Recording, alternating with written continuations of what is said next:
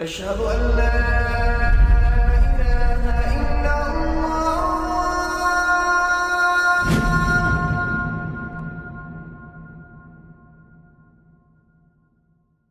Raindrops media পরিবেশিত audio lecture series সিরাহ।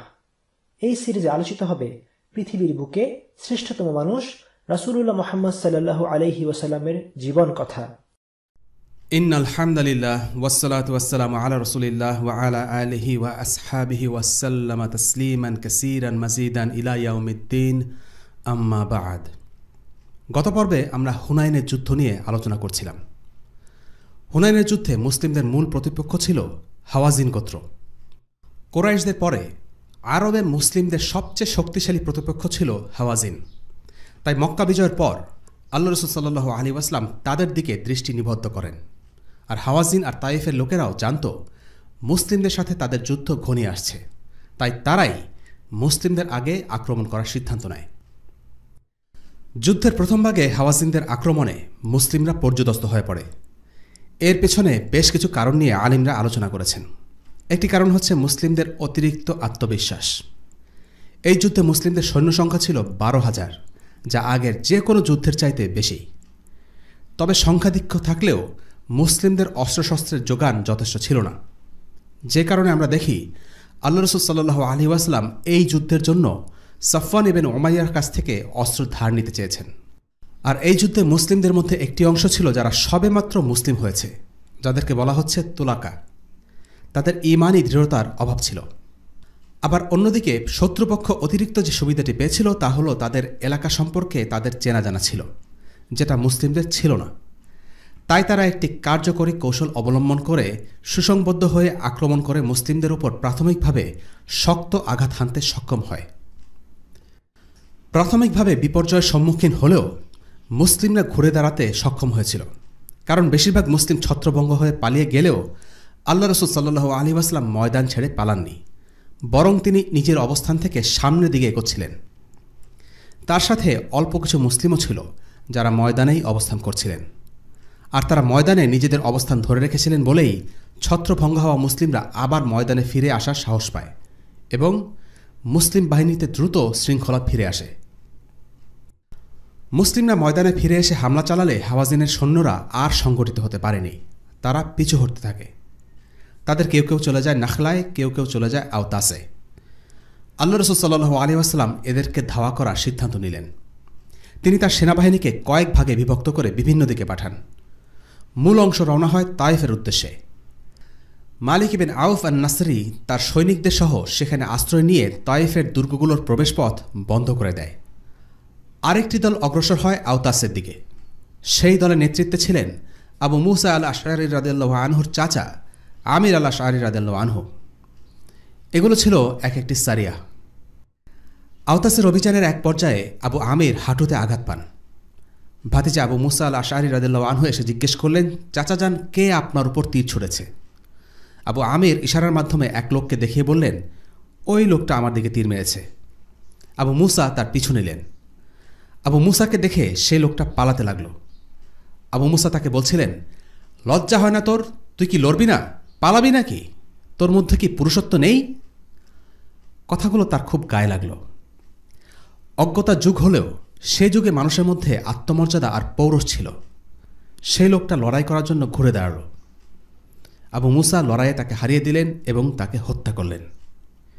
এরপর আবু মুসা আল আশআরী রাদিয়াল্লাহু আনহু তার চাচার দিকে ফিরে এলেন। বললেন, চাচা যান, আমি আপনার আঘাতকারীকে হত্যা করেছি।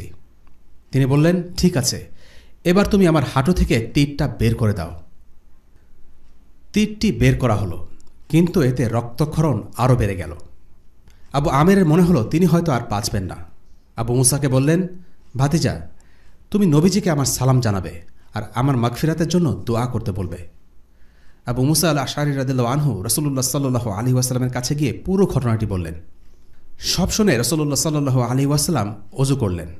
তারপর 2 হাত উঁচু করে দোয়া করলেন, হে আল্লাহ, তোমার প্রিয় বান্দা আবু আমিরকে ক্ষমা করো। হে আল্লাহ, তোমার প্রিয় বান্দা আবু আমিরের গুনাহগুলো মাফ করে দাও। কিয়ামতের দিবসে তোমার মাখলুকের মধ্যে অনেক মানুষের ওপর তাকে শ্রেষ্ঠত্ব দান করো। এটা ছিল একজন শহীদ মুজাহিদের জন্য আল্লাহ রাসূল সাল্লাল্লাহু আলাইহি ওয়াসাল্লামের দোয়া। এই দোয়া শুনে আবু মুসা আল আশআরী রাদিয়াল্লাহু আনহু অভিভূত হয়ে যান। তিনি আল্লাহ রসুলকে তার নিজের জন্য দোয়া করার অনুরোধ করেন। আল্লাহ রসুল সাল্লাল্লাহু আলাইহি ওয়াসাল্লাম তখন আবু মুসার জন্য দোয়া করলেন, হে আল্লাহ, আবদুল্লাহ ইবনে কায়েস অর্থাৎ আবু মুসার গুনাহ মাফ করে দাও এবং কিয়ামত দিবসে তুমি তাকে সম্মানিত স্থানে প্রবেশ করাও। আবু আমিরের জন্য আল্লাহ রসুল সাল্লাল্লাহু আলাইহি ওয়াসাল্লাম যে দোয়াটি করেছিলেন, সেই দোয়া একজন মানুষের জীবনে শ্রেষ্ঠ পাওয়া, তা হচ্ছে কিয়ামত দিবসে উচ্চ মর্যাদা লাভ করা। বেশিরভাগ মানুষ সবচেয়ে গুরুত্বপূর্ণ বিচার দিবসের কথা ভুলে যায় আর দুনিয়ায় নিজের অবস্থান পাবার জন্য মরিয়া হয়ে যায়। এই প্রসঙ্গে সেই বেদুইনের দোয়াটি উল্লেখ না করলেই নয়। এই দোয়াটি স্বয়ং আল্লাহ রসুল সাল্লাল্লাহু আলাইহি ওয়াসাল্লাম খুব পছন্দ করেছিলেন। দোয়াটি হল, ইয়া আল্লাহ, আমার জীবনের উত্তম অংশটি যেন জীবনের শেষ অংশ হয়, আমার শেষ আমলটি যেন আমার জীবনের সর্বোত্তম আমল হয়, আর আমার জীবনের সর্বোত্তম দিন যেন আপনার সাথে আমার দেখা হওয়ার দিনটি হয়। আলোচনায় ফেরা যাক। মূল বাহিনী অগ্রসর হয় তায়েফের দিকে। আল্লাহ রসুল সাল্লাল্লাহু আলাইহি ওয়াসাল্লাম তায়েফ অবরোধ করার সিদ্ধান্ত নেন। তায়েফের অবরোধ আর হুনাইনের যুদ্ধ এই দুটো আসলে আলাদা কোনো যুদ্ধ নয়, বরং তায়েফের অবরোধকে হুনাইনের যুদ্ধের দ্বিতীয় অধ্যায় হিসেবে ধরা যায়।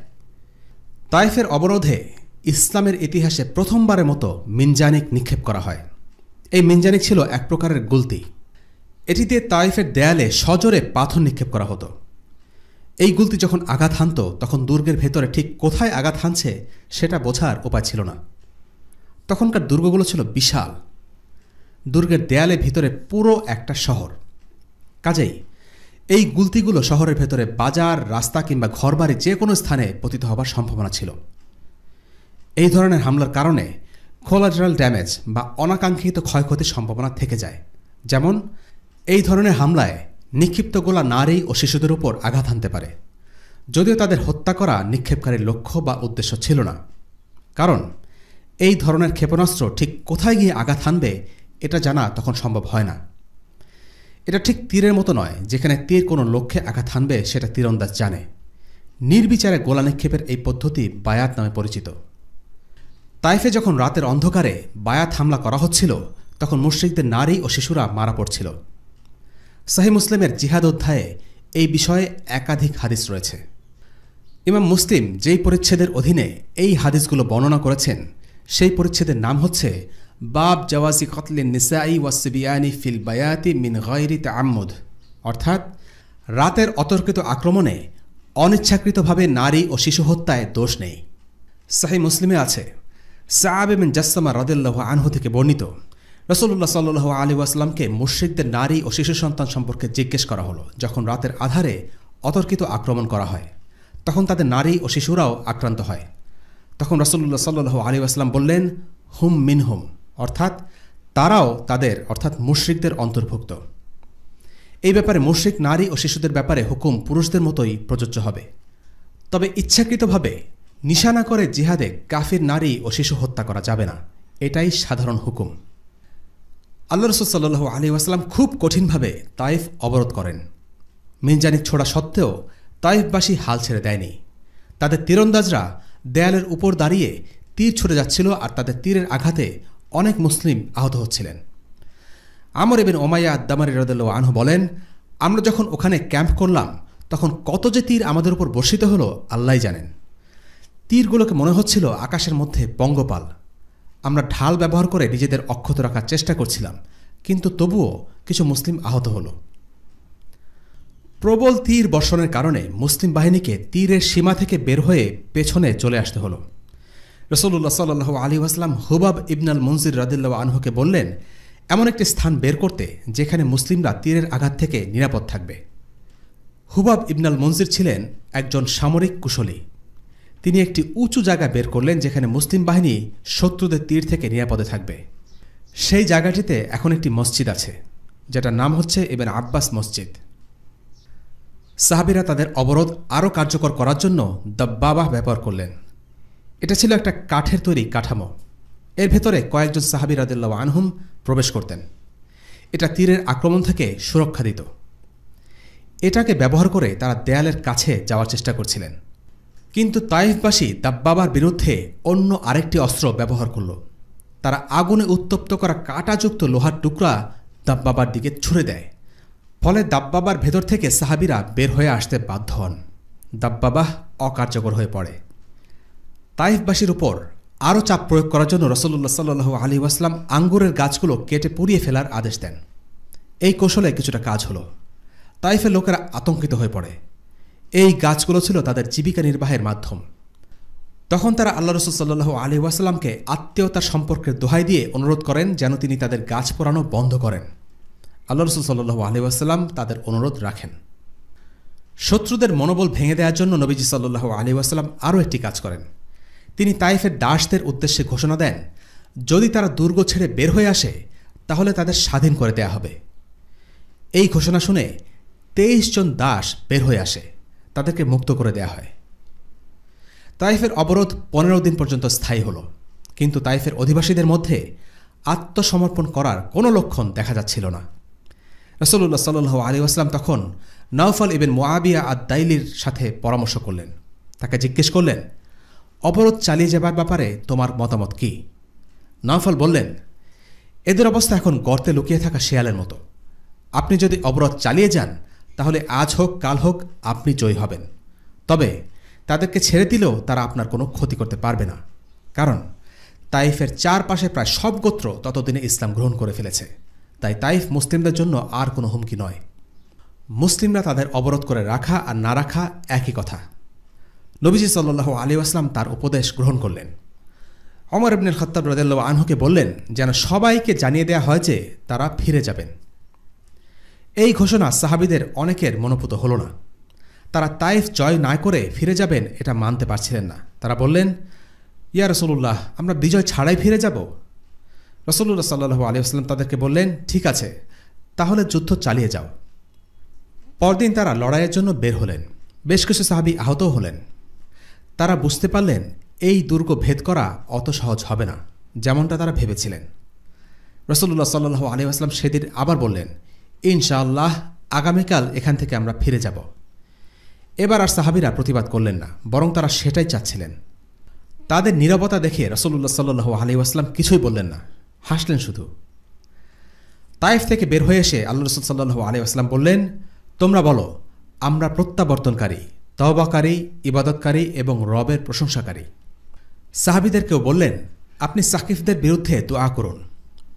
আল্লাহ রাসূল সাল্লাল্লাহু আলাইহি ওয়াসাল্লাম সাকিফদের বিরুদ্ধে বদদোয়া না করে বরং তাদের হিদায়াতের জন্য দোয়া করলেন। বললেন, হে আল্লাহ, সাকিফকে পথ দেখাও, তাদের সত্যের পথে পরিচালিত করো। আল্লাহ রাসূল সাল্লাল্লাহু আলাইহি ওয়াসাল্লামের এই দোয়া কবুল হয়েছিল। হিজরি 9 বর্ষে তারা নিজ থেকে এসে ইসলাম গ্রহণ করে।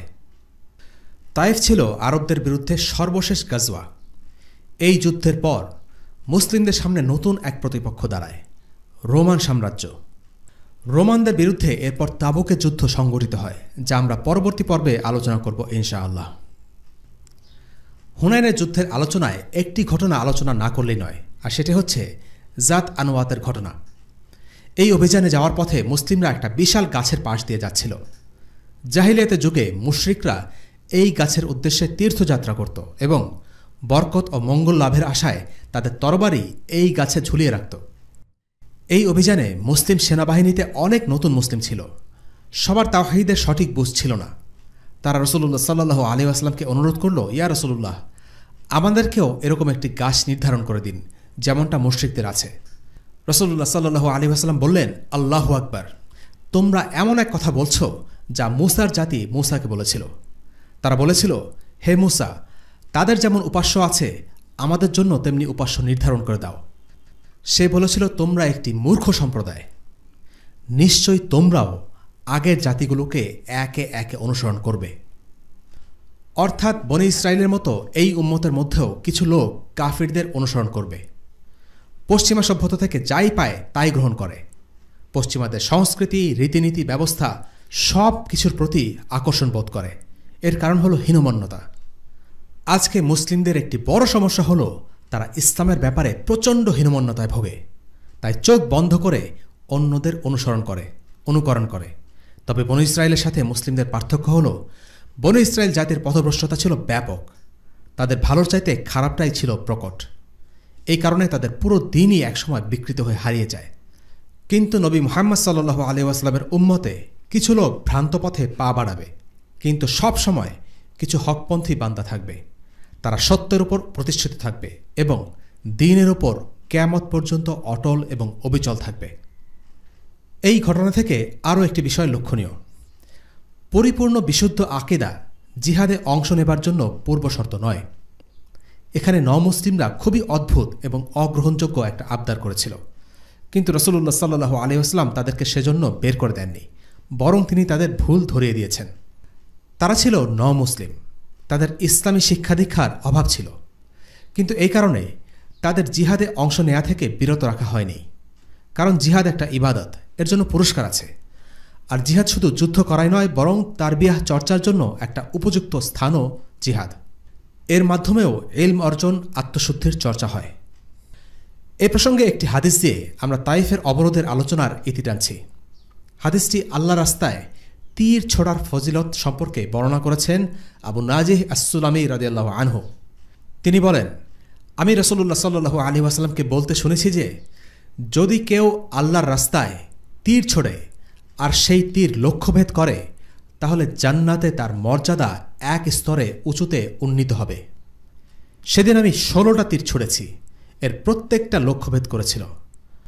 আল্লাহ রাসূলকে আমি এও বলতে শুনেছি যে, যে আল্লাহর রাস্তায় একটা তীর ছোড়ে সে একটা দাস আজাদ করার পুরস্কার লাভ করবে। তীরের হাদিসটি তাইফের অবরোধের সাথে সম্পর্কিত হলেও আধুনিক যুগের জিহাদে তীরের সমতুল্য অস্ত্রের ক্ষেত্রেও প্রযোজ্য হবে। এবার আমরা আলোচনা করব হুনাইনের যুদ্ধ থেকে প্রাপ্ত গনিমত নিয়ে। রাসূলুল্লাহ সাল্লাল্লাহু আলাইহি ওয়াসাল্লাম হুনাইনের যুদ্ধে প্রাপ্ত সম্পদ দিয়েছিলেন কুরাইশ আর আরব গোত্রগুলোকে। অন্যান্য যুদ্ধের সাথে পার্থক্য হল হুনাইনের গনিমতের পরিমাণ ছিল অনেক অনেক বেশি।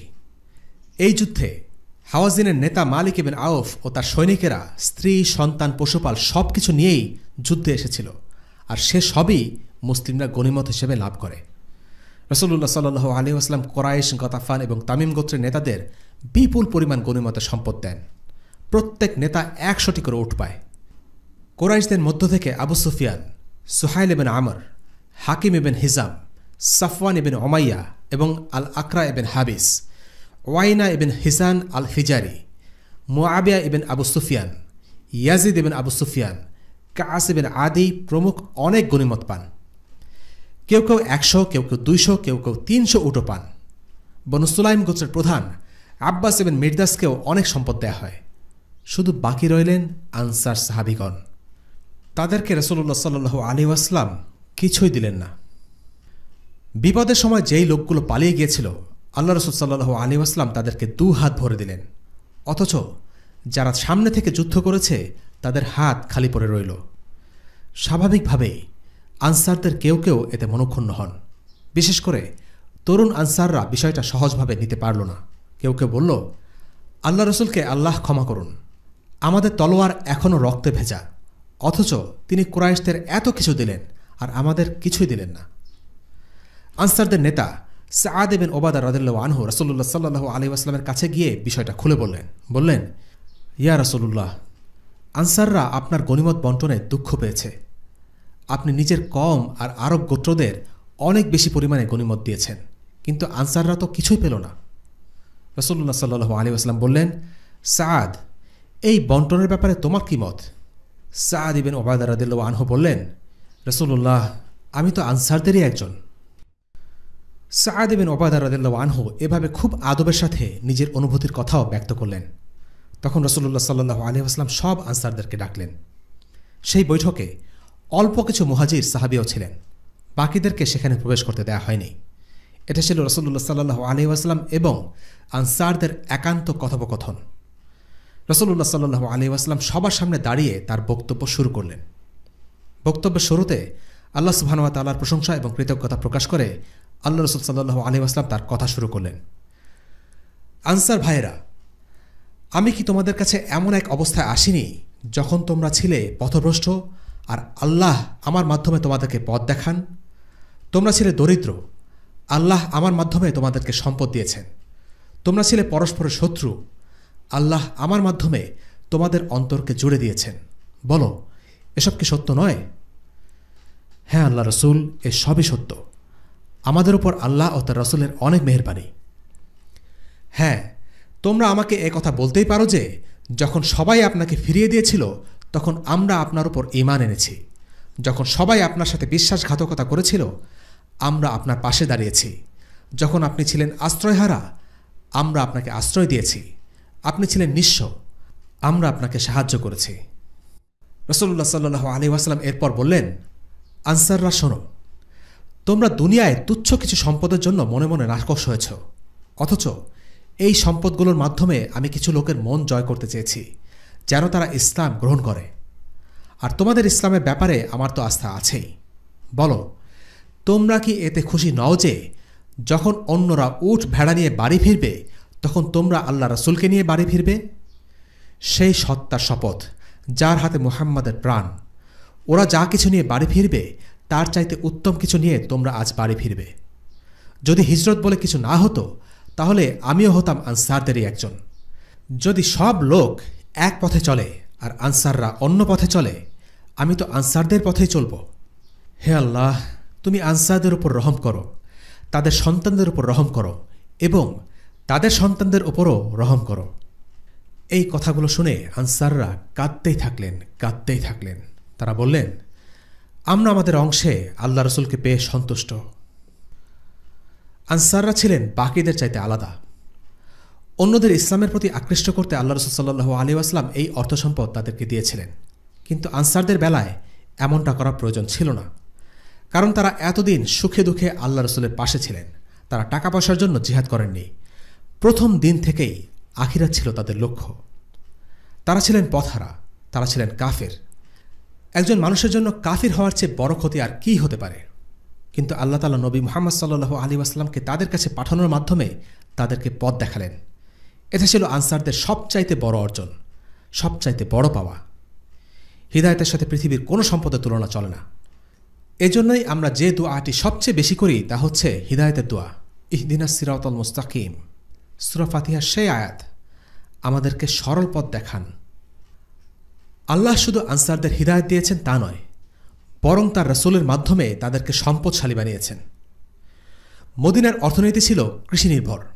রাসূলুল্লাহ সাল্লাল্লাহু আলাইহি ওয়াসাল্লামের আগমনের পর একের পর এক যুদ্ধে এই কৃষিভিত্তিক অর্থনীতি ক্ষতিগ্রস্ত হচ্ছিল, কিন্তু জিহাদ ফি সাবিলিল্লাহ থেকে প্রাপ্ত গনিমতের মাধ্যমে আনসাররা ধনী হয়েছিলেন।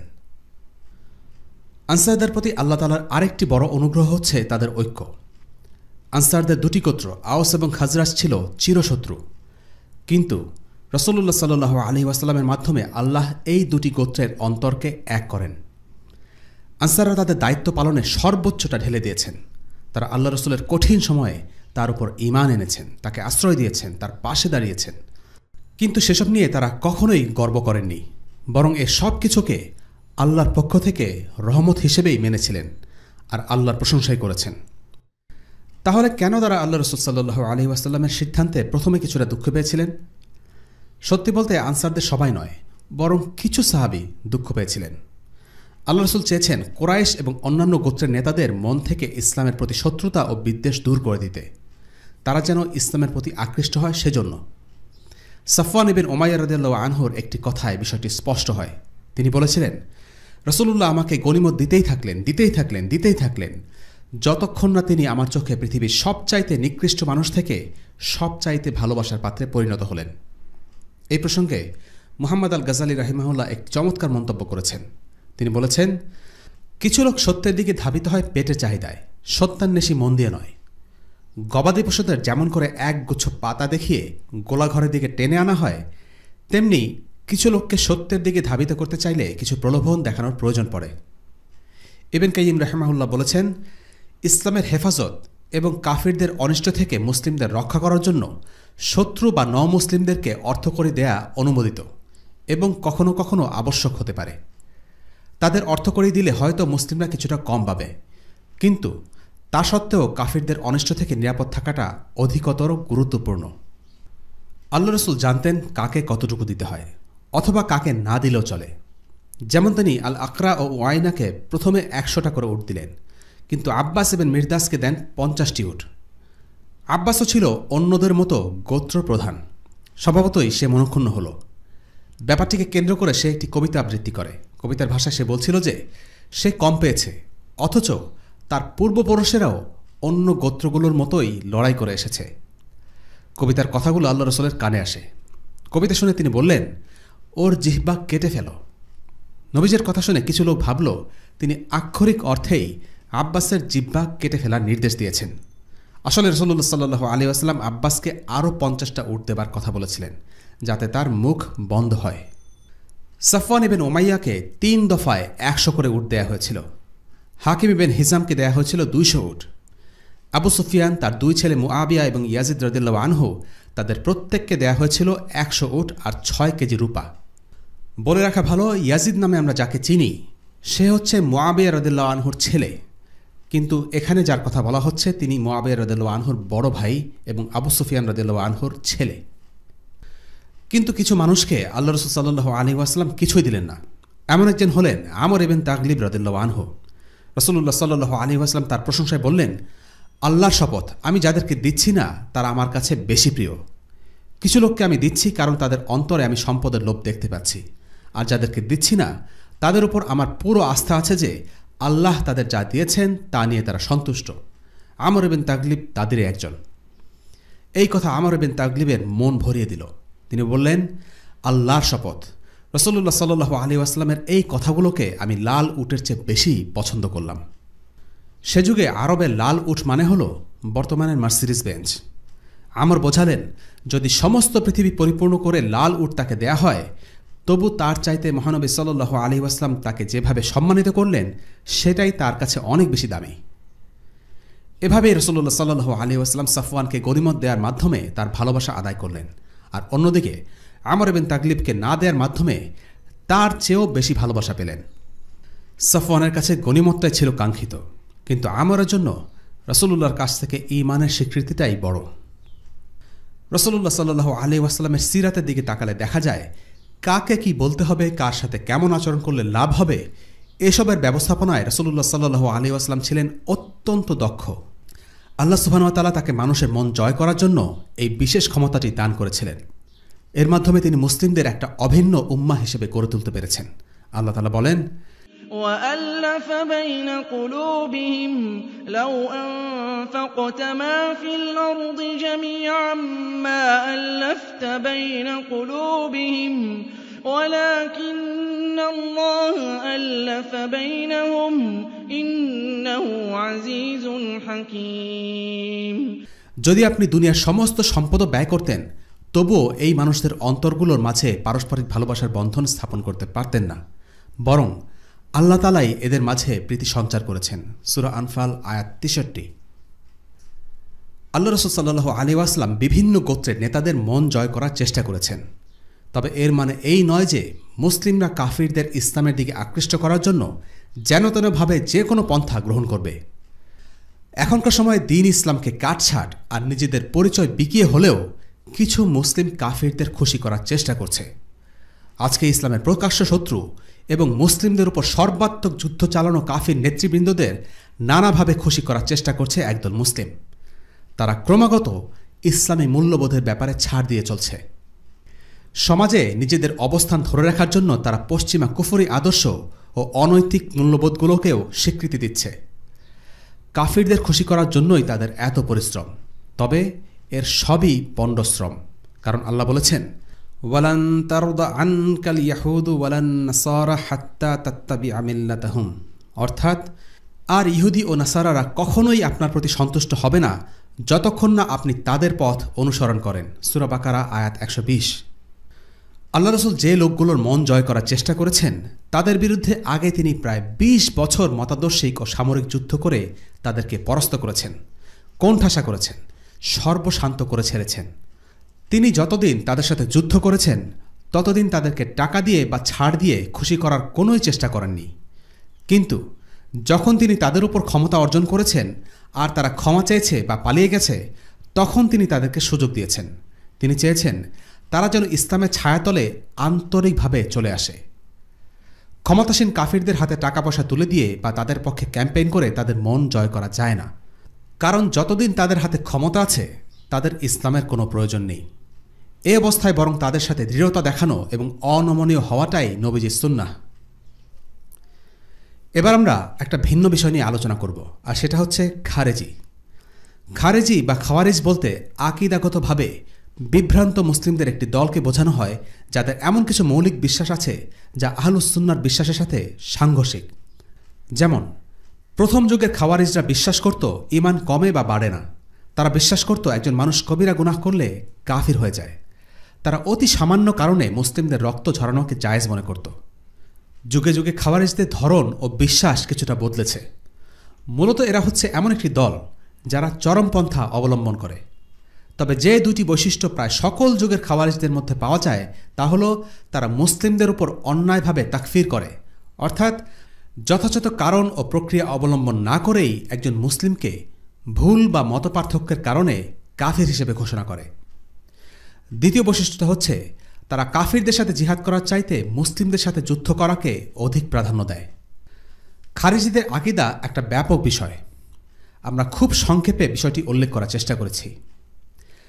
যে কারণে খারিজিদের প্রসঙ্গ আসলো তা হল খারিজিদের উৎপত্তি বা মূল শেকড়ের খোঁজ করলে তার সন্ধান মেলে হুনাইনের যুদ্ধের পরের একটি ঘটনায়। এ সময় বেশ কিছু বেদুইন গোত্র মুসলিমদের সংস্পর্শে আসে। বেদুইনদের আচার আচরণ অন্যদের মতো নয়। তারা বেশ রুক্ষ, একপেশে মনোভাব এবং সব কিছুকে খুব সরলীকরণ করে দেখে। রাগঢাক না রেখে যে কোনো কিছু বলে ফেলে। যেমন হুনাইনের যুদ্ধের পর এক বেদুইন আল্লাহ রাসূল সাল্লাল্লাহু আলাইহি ওয়াসাল্লামের কাছে গনিমতের সম্পদ চাইতে আসলো। তখনও গনিমতের ভাগাভাগি হয়নি। আল্লাহ রাসূল সাল্লাল্লাহু আলাইহি ওয়াসাল্লাম তাকে বললেন, সুসংবাদ নাও। কিন্তু সে বেদুইন খুব অস্থির হয়ে উঠল। সে বারবার বিরক্তি প্রকাশ করতে লাগল। রাসূলুল্লাহ সাল্লাল্লাহু আলাইহি ওয়াসাল্লামের সাথে একজন সাহাবী এমন আচরণ করছেন ভাবাই যায় না। কিন্তু এই বেদুইনরা ভদ্রতা বা শিষ্টাচারের কোনো তোয়াক্কা করত না। তেমন আরও একটি ঘটনা ঘটায় বনু তামিম গোত্রের জুল খুয়াইসিরাহ নামের এক বেদুইন। রাসূলুল্লাহ সাল্লাল্লাহু আলাইহি ওয়াসাল্লাম হুনাইনের যুদ্ধের পর কিছু নেতাদের বেশি সম্পদ দিয়েছিলেন, যা আমরা আগেই উল্লেখ করেছি। কিছু মানুষকে বেশি পেতে দেখে এই বেদুইনরা খেপে যায়। জুল খুয়াইসিরা তখন রাসূলুল্লাহ সাল্লাল্লাহু আলাইহি ওয়াসাল্লামকে বলল, এই মুহাম্মদ, তুমি আল্লাহকে ভয় করো। রাসূলুল্লাহ কাউকে কম কাউকে বেশি দিচ্ছিলেন, এটা তার পছন্দ হয়নি। তাই সে আল্লাহ রসুলকে ন্যায় বিচার শিক্ষা দিতে চলে এসেছিল। রাসূলুল্লাহ সাল্লাল্লাহু আলাইহি ওয়াসাল্লাম বললেন, জমিনের সমস্ত মানুষের উপরে আল্লাহ আমাকে বিশ্বাস করেন। আমি যদি ন্যায় বিচার না করি তবে আর কে করবে? ওমর ইবনুল খাত্তাব রাদিয়াল্লাহু আনহু স্বভাবতই খুব খেপে গেলেন। বললেন, ইয়া রাসূলুল্লাহ, আপনি অনুমতি দিন, আমি এর গর্দানটা উড়িয়ে দেই। রাসূলুল্লাহ সাল্লাল্লাহু আলাইহি ওয়াসাল্লাম বললেন, ওকে ছেড়ে দাও। এমন আরও অনেক লোক তুমি দেখবে, তাদের সলাতের তুলনায় তোমার সলাত কিছুই না, তাদের সিয়ামের তুলনায় তোমার সিয়াম কিছুই না। তারা কোরআন পড়বে, কিন্তু কোরআন তাদের গলার নিচ দিয়ে নামবে না। তারা দিন থেকে এমনভাবে বেরিয়ে যাবে যেভাবে তীর লক্ষ্যভেদ করে বেরিয়ে যায়। এখানে রাসূলুল্লাহ সাল্লাল্লাহু আলাইহি ওয়াসাল্লাম এই জাতীয় চরমপন্থী লোকদের কিছু বৈশিষ্ট্য তুলে ধরেছেন। তুলনাটা এমন যে একজন শক্তিশালী তীরন্দাজ যখন খুব জোরে তীর নিক্ষেপ করে তখন তা লক্ষ্যে আঘাত করে অপর পাশ দিয়ে বেরিয়ে যায়। তীরন্দাজ বুঝতেই পারে না আদৌ লক্ষ্যভেদ করেছে কিনা। এই লোকগুলোর অবস্থা সেই তীরের মতো। তারা ইসলাম থেকে এত দ্রুতগতিতে বেরিয়ে যাবে যেভাবে করে তীরন্দাজের তীর লক্ষ্যভেদ করে বেরিয়ে যায়। এই লোকগুলো সালাত আদায় করবে, সিয়াম পালন করবে এবং এদের ইবাদত ও আমল বাহ্যিক দৃষ্টিতে খুব নজর কাড়া হবে। এমনকি সাহাবীদের আমল তাদের ধারে কাছে যাবে না। তারা কোরআন পড়বে, কিন্তু কোরআন তাদের গলা দিয়ে নামবে না, অর্থাৎ কোরআন তাদের অন্তরে প্রবেশ করবে না। কোরআনের আয়াতগুলো তারা কেবল উচ্চারণ করবে মাত্র, জীবনে সঠিকভাবে বাস্তবায়ন করবে না। ইসলামী পরিভাষায় এদেরকে বলা হয় খারেজি। এরা চরমপন্থা অবলম্বন করে এবং বাড়াবাড়ি করে। আল্লাহ রাসূল সাল্লাল্লাহু আলাইহি ওয়াসাল্লাম অন্য একটি হাদিসে বলেছেন, খারিজিরা হবে মুমিনদের প্রতি কঠোর আর কাফিরদের প্রতি নমনীয়। এই জিনিসটাই খারিজি চিহ্নিত করার মূল শনাক্তকারী বৈশিষ্ট্য। প্রতিটি যুগের খারিজিদের মধ্যে এই বৈশিষ্ট্য ঘুরে ফিরে থাকবে। মুসলিমদের জান মালের কোনো মূল্য তাদের কাছে নেই, বরং মুসলিমদের ওপর তারা অনায়াসে কুফরির অপবাদ দিয়ে তাদেরকে দেদারসে হত্যা করে। এখানে আমাদের মনে রাখতে হবে, তাকফির করা বা একজন মুসলিমকে কাফির হিসেবে ঘোষণা করা ইসলামে হারাম এমনটা নয়।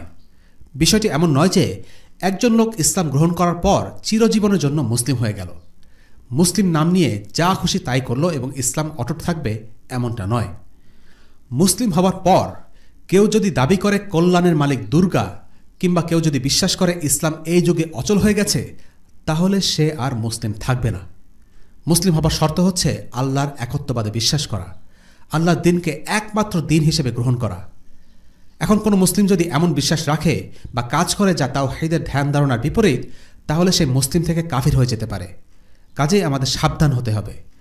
এমন কোনো বিশ্বাস আমরা ধারণ করছি কিনা বা এমন কোনো কথা বা কাজ করছে কিনা যা ইসলামের বেসিক আকীদার সাথে সাংঘর্ষিক। ইসলামে প্রবেশ করা সহজ, শুধু কালিমা পড়েই একজন মানুষ মুসলিম হয়ে যেতে পারে, কিন্তু ইসলাম থেকে বের হওয়া অত সহজ নয়। তাই আহলুস সুন্নাহর আলিমরা তাকফিরের ক্ষেত্রে কিছু শর্ত আরোপ করেন। একজন মুসলিম একটি কুফরি বিশ্বাস ধারণ করলে বা কুফরি কথা বললে কিংবা কাজ করলে তাকে সাথে সাথে কাফির হিসেবে ঘোষণা দেওয়া যায় না, বরং এখানে কিছু বিষয় দেখতে হবে। সে কেন কুফরি করেছে, অজ্ঞানতার কারণে কিংবা বাধ্য হয়ে করেছে কিনা, অথবা তার কোনো বৈধ অজুহাত আছে কিনা।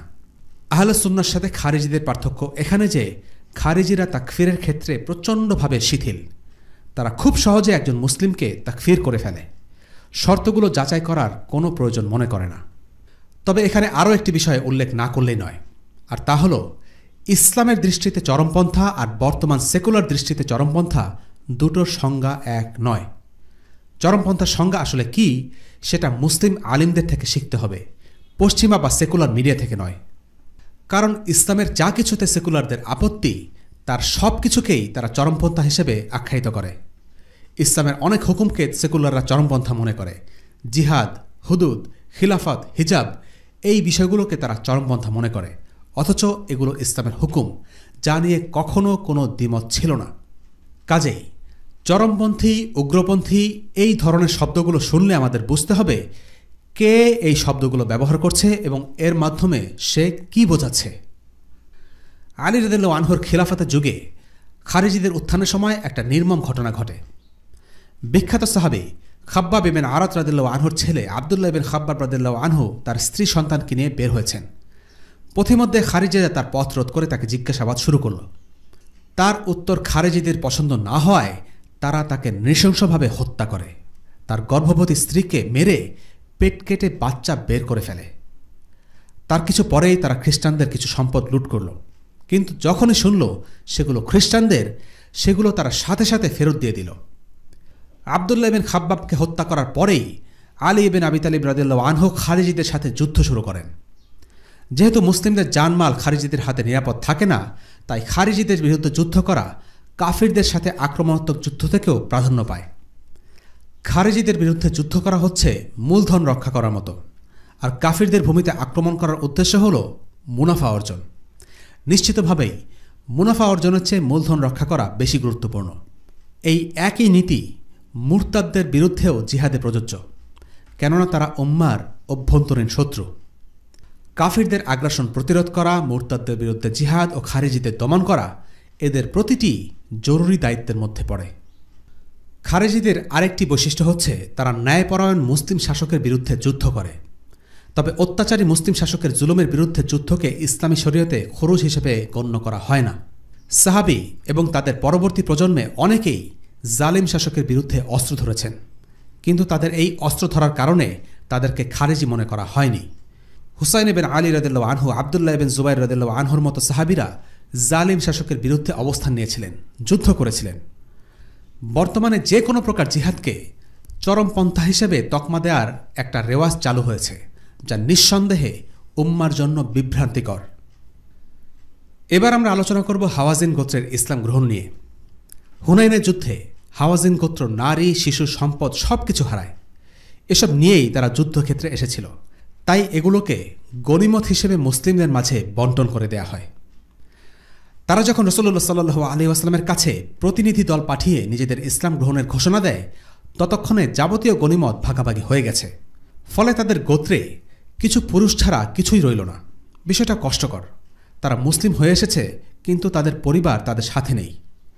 তার আল্লাহ রাসূল সাল্লাল্লাহু আলাইহি ওয়াসাল্লামকে খুব সম্মান করল, তার প্রশংসা করল এবং অনুরোধ করল যেন তাদের সম্পত্তি তাদেরকে ফিরিয়ে দেয়া হয়।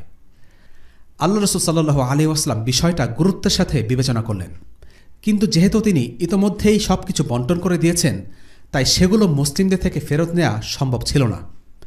কিন্তু আল্লাহ রাসূল চাচ্ছিলেন তাদেরকে যতটুকু সম্ভব ফিরিয়ে দিতে। তাদেরকে জিজ্ঞেস করলেন, তোমরা কোনটা চাও আমাকে বলো, তোমাদের পরিবার নাকি সম্পদ? কোনটা ফিরে পেতে তোমরা আগ্রহী? তারা বলল, অবশ্যই আমরা পরিবারকে ফিরে পেতে চাই, ওরাই তো আমাদের সম্মান। রাসূলুল্লাহ সাল্লাল্লাহু আলাইহি ওয়াসাল্লাম তখন বললেন, ঠিক আছে, আমার আর বনু মুত্তালিবের হাতে যা আছে আমি তোমাদের সেগুলো ফিরিয়ে দেব।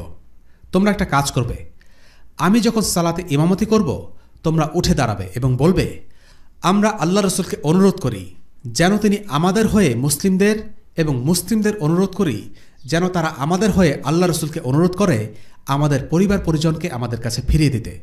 তোমরা যখন এই অনুরোধ করবে তখন আমার ও বনু মুত্তালিবের হাতে যা আছে তোমাদের কাছে ফিরিয়ে দেব এবং বাকিদেরকেও তাই করতে বলবো। জোহরের ওয়াক্তে আল্লাহ রসুল সাল্লাল্লাহু আলাইহি ওয়াসাল্লাম মসজিদে সালাত আদায় করলেন। সালাতের পর হাওয়াজিনের মুসলিমরা উঠে দাঁড়িয়ে আল্লাহ রসুলের কথা মতো ওপরের কথাগুলো বললেন। এরপর রাসূলুল্লাহ সাল্লাল্লাহু আলাইহি ওয়াসাল্লাম মুসলিমদের উদ্দেশ্যে বললেন, তোমাদের ভাইয়েরা অনুতপ্ত হয়ে ফিরে এসেছে, তারা ইসলাম গ্রহণ করেছে। এখন আমি তাদের পরিবার পরিজনকে তাদের হাতে ফিরিয়ে দিতে চাই। এরপর আল্লাহ রসুল তার ও তার পরিবার বনু মুত্তালিবের হাতে গনিমত হিসেবে যে সকল নারী শিশু ছিল তাদের হাওয়াজিন গোত্রের কাছে ফিরিয়ে দিলেন। রাসূলুল্লাহর উদারতায় উদ্বুদ্ধ হয়ে মুহাজিররা বললেন, আমাদের যা আছে আমরাও সেসব ফিরিয়ে দেব। আনসাররাও একই কথা বললেন। কিন্তু এই উৎসাহে ভাটা পড়ে যখন আকরা ইবনে হাবিস বলল, আমাদের গনিমত ফেরত দেব না। ওয়াইনাও একই কথা বলল বনু সুলাইমের নেতা আব্বাস ইবনে মিরদাস। কিন্তু তার গোত্রের লোকেরা দাঁড়িয়ে বলল, কিন্তু আমরা আল্লাহ রসুলকে আমাদের সব গনিমত ফিরিয়ে দিতে চাই। আব্বাস রেগে গিয়ে বলল, তোমরা আমাকে অপমান করলে। আল্লাহ রসুল খুব করে চাচ্ছিলেন হাওয়াজিনের নারী শিশুরা যেন তাদের পরিবারের কাছে ফিরে যেতে পারে, কিন্তু যখন দেখলেন কিছু লোক স্বেচ্ছায় তাদের গনিমত ফিরিয়ে দিতে চাইছে না, তখন তিনি প্রস্তাব দিলেন, ঠিক আছে, তোমরা যারা গনিমত ছেড়ে দিতে চাইছ না তাদেরকে বলছি, তোমরা যদি এইবার গনিমত ছেড়ে দাও তাহলে পরবর্তী জিহাদে তোমাদের 6 গুণ করে বাড়িয়ে দেয়া হবে। অন্য একটি বর্ণনা অনুসারে আল্লাহ রসুল তাদেরকে এর বিনিময়ে ক্ষতিপূরণ দেওয়ার কথা দেন। এই কথা শুনে সবাই তাদের গনিমত ছেড়ে দেয়। এভাবেই রাসূলুল্লাহ সাল্লাল্লাহু আলাইহি ওয়াসাল্লামের চমৎকার ব্যবস্থাপনায় হাওয়াজিন গোত্রের নারী শিশুরা তাদের গোত্রে ফিরে গেল আর অর্থ সম্পদ মুসলিমদের কাছে থেকে গেল। মুসলিমদের প্রত্যেকে পেয়েছিল 40টি করে ভেড়া। মালিক ইবনে আউফকে বলা হলো, তুমি যদি ইসলাম গ্রহণ করো তাহলে তোমার সম্পত্তি আর পরিবার তো ফিরিয়ে দেয়া হবেই, তার সাথে আরও 100 উট তোমাকে দেয়া হবে। এই খবর শুনে মালিক ইবনে আউফ তায়েফ থেকে চলে এসে ইসলাম গ্রহণ করল। আল্লাহ রসুল তার কথা মতো সব কিছু ফিরিয়ে দিলেন এবং মালিককে সেই এলাকার গভর্নর হিসেবে নিয়োগ দিলেন। মালিক ইবনে আউফ মহাখুশি হয়ে আল্লাহ রসুল সাল্লাল্লাহু আলাইহি ওয়াসাল্লামের প্রশংসায় কবিতাও লিখে ফেলল। শুধু তাই নয়, সে স্বতঃস্ফূর্তভাবে নিজেই একটি বাহিনী গঠন করে তায়েফ অবরোধ করল। যেই লোকটি কিছুদিন আগেও রাসূলুল্লাহ সাল্লাল্লাহু আলাইহি ওয়াসাল্লামের বিরুদ্ধে যুদ্ধে নেতৃত্ব দিচ্ছিল, সে এখন রাসূলুল্লাহ সাল্লাল্লাহু আলাইহি ওয়াসাল্লামের পক্ষ হয়ে জিহাদ শুরু করল। যাদের সে কিছুদিন আগে রাসূলুল্লাহ সাল্লাল্লাহু আলাইহি ওয়াসাল্লামের বিরুদ্ধে যুদ্ধে উৎসাহিত করেছিল, এখন সে তাদেরই বিরুদ্ধে জিহাদ শুরু করল। এভাবেই রাসূলুল্লাহ সাল্লাল্লাহু আলাইহি ওয়াসাল্লাম ইসলামের ঘোর শত্রুদেরও মন জয় করেন। সবশেষে উরওয়া ইবনে মাসউদ রাদিয়াল্লাহু আনহুর ইসলাম গ্রহণের ঘটনা। উরওয়া ইবনে মাসউদ আস-সাকাফির কথা হুদায়বিয়ার সন্ধির সময় এসেছিল। তিনি ছিলেন একজন দক্ষ কূটনীতিক। কুরাইশদের পক্ষ থেকে তাকে পাঠানো হয়েছিল মুসলিমদের সাথে দফারফা করার জন্য। যদিও কুরাইশদের পক্ষ থেকে তিনি এসেছিলেন, তিনি মক্কায় থাকতেন না, তিনি ছিলেন তায়েফের অধিবাসী। মালিক ইবনে আউফ রাদিয়াল্লাহু আনহু যখন তায়েফ অবরোধ করলেন, তখন উরওয়া ইসলাম গ্রহণের নিয়তে তায়েফ ছেড়ে চলে এলেন। আল্লাহ রসুলের সাথে দেখা করে মুসলিম হয়ে উরওয়া তায়েফে ফিরে যান। সাকিফ গোত্রের কাছে উরওয়া ছিলেন একজন সম্মানিত ব্যক্তি, কিন্তু ইসলাম গ্রহণ করায় তিনি তায়েফবাসীর কাছে তার সম্মানের স্থান হারান। উরওয়া তাদের ইসলাম গ্রহণ করতে আহ্বান জানান, নিজ বাড়ি থেকে আজান দেন। এসব সহ্য করতে না পেরে তার গোত্রের লোকেরা তাকে হত্যা করে। মারা যাওয়ার আগে তিনি অনুরোধ করেছিলেন তায়েফের যুদ্ধে শহীদ মুসলিমদের কবরে যেন তাকে কবরস্থ করা হয়। উরওয়া ইবনে মাসউদ রাদিয়াল্লাহু আনহু মুসলিম হিসেবে বেঁচেছিলেন অল্প কিছুদিন, কিন্তু সেই কয়টা দিনই ছিল তার জীবনের সবচেয়ে অর্থপূর্ণ দিন। মৃত্যুমুখে উপনীত হয়ে তিনি বলেছিলেন, নিশ্চয়ই এই শাহাদা আল্লাহর পক্ষ থেকে আমার জন্য এক বিশেষ মর্যাদা, আল্লাহর পথে মরতে পারার মর্যাদা। আমার অবস্থা তো সেই শহীদদের মতো যারা এই শহরের দরজায় শহীদ হয়েছিলেন যখন আল্লাহ রসুল সাল্লাল্লাহু আলাইহি ওয়াসাল্লাম এই শহর অবরোধ করে রেখেছিলেন। ওয়াসাল্লাল্লাহু আলা সাইয়্যিদিনা মুহাম্মদ ওয়া আলা আলিহি ওয়া আসহাবিহি ওয়াসাল্লাম। আলহামদুলিল্লাহি রাব্বিল আলামিন। আসসালামু আলাইকুম ওয়া রাহমাতুল্লাহি ওয়া বারাকাতুহু। রেইনড্রপস মিডিয়ার অন্যান্য প্রজেক্ট সম্পর্কে জানতে ভিজিট করুন www.raindropsmedia.org অথবা ফেসবুক পেজ www.facebook.com/raindropsmedia অথবা ইউটিউব চ্যানেল www.youtube.com/raindropsmediaorg2015